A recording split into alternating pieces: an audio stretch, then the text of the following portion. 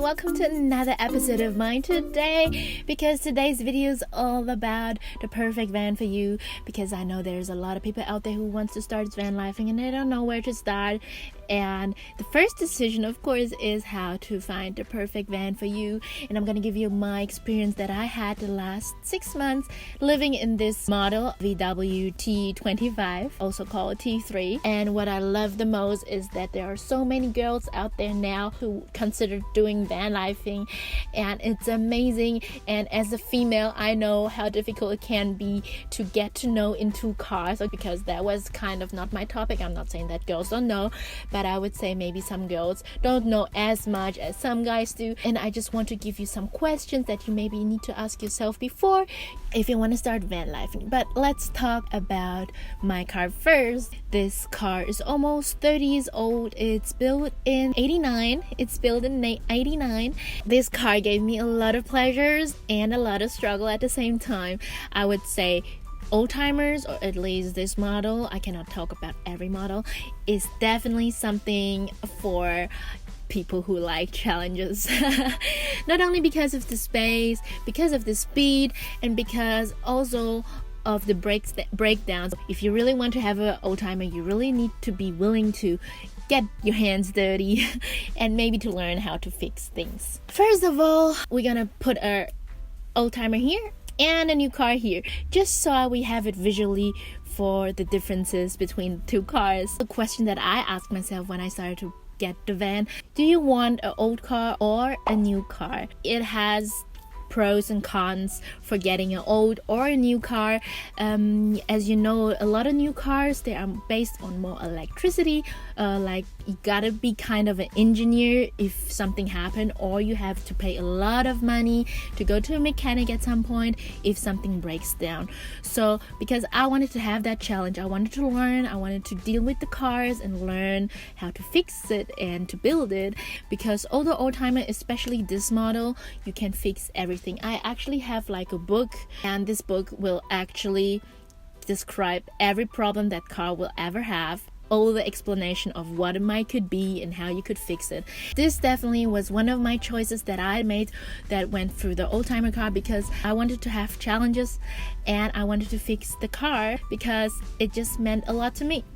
Another thing you have to consider between the two cars is definitely the speed and the power of the engine. There are also cars, this model, old-timers, that have a stronger engine. You can change the engine, you can do a lot, but I had so many struggles going uphill or other places. So I think depending on the way you want to travel, depending on what you want to see, is it more like off-road, or do you just want to have it relaxed on the streets, or do you even want to drive through sand and mud? So you can have to all consider that as well in the way you want to travel. At the end, I would say in that point, I probably wished I had a stronger engine, a better car with that, because I had many times where I was thinking, oh my god, I'm not gonna make this up this hill, and I have to consider ways that are not that hilly or steep so I can make it through. And it's even more of a challenge. As I said, I like the challenge. There will always be a way, but I guess in that point, the car, the new model, would have won. I wish my car had a better engine just to be able to make it uphill or to go to the mountains. Do I care about the design? The design was something for me that was really important to me. I think because I was studying fashion and design management, I like pretty things, I like beautiful things, I care about the design. So first of all, do you care about practicability or design? And of course, everyone's taste is different. Some people like the newer car because they like the design. For me, the old-timer definitely won with the design. I love the design of this car, and this was the point for me, which was the winner.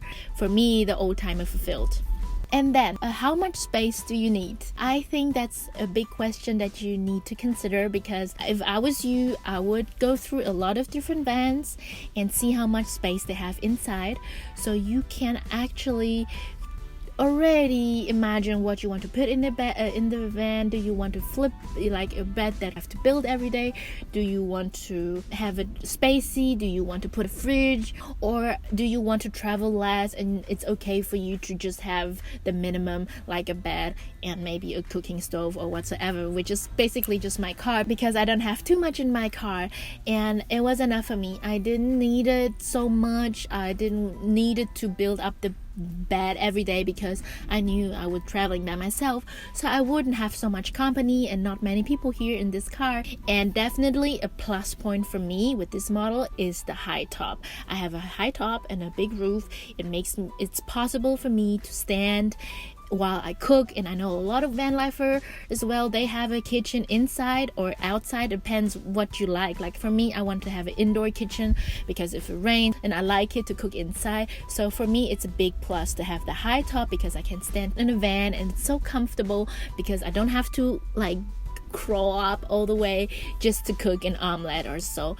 A lot of van lifers would maybe just have a tin top or a pop-up top, so there are all different kind of ways depending on the car, of course. The other thing that I was thinking as well is this you have to imagine how many windows do you want. That was one point for me. Do you want to have it closed in the back and just window in the front, or everything closed? So this is also one part that you can consider, because the daylight and you have to put curtains on it. The more windows you have, the colder it gets, of course, because you can insulate less, right? So that's all part of what you have to consider. We talked about the space inside the car, but then there is the space outside the car. How big is the car in general? Like my car is pretty much in the width and in the length, almost like a normal little car, but it's still spacey. But it allows me, and this is really awesome, I can park anywhere. I don't really need to find a parking spot only for vans because it's not too big, and I can really park anywhere on the streets. And that was one point for me that was really important, because I knew, because finding spots sometimes could be a little bit annoying, or maybe you want to park somewhere in the city because you want to explore the city, and then you have a really big car, and you know cities can be really crowded sometimes, so it could be problematic to find a parking spot as well for your van if it's too big. The fifth point would be, do you care about the emission? Do you want an electrical car? I'm not so experienced with electrical cars, so I don't even know. They're probably way more expensive. This is an old diesel car, a gasoline car, so I knew I wanted to have a diesel because I knew I would travel a lot, and since the price for the gasoline is still cheaper than the other one, I wanted to have a diesel, although it's not the best for the environment, of course. But yeah, I guess I was caring more about the money. And the last big point is, how much budget do you have? And of course, based on that, you have to make your decisions. If you get an old van and you don't want it to break down too much, but it's not a guarantee, you should not get a van too cheap. I would say a good old timer that is good maintained, about 7,000 to 10,000 bucks. Everything below, I think it's more of a risky thing.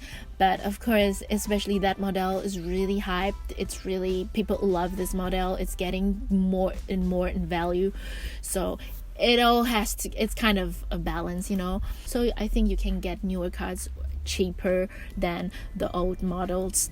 And also because when you think about the amount you want to drive, the gasoline might be even better for newer cars because they maybe don't use as much as the old ones. But I cannot tell too much because I have an old car, so I don't really know how the new cars are. That's pretty much it. I hope it helped you out for your own van, and I'll see you next time. Bye guys. Bye bye.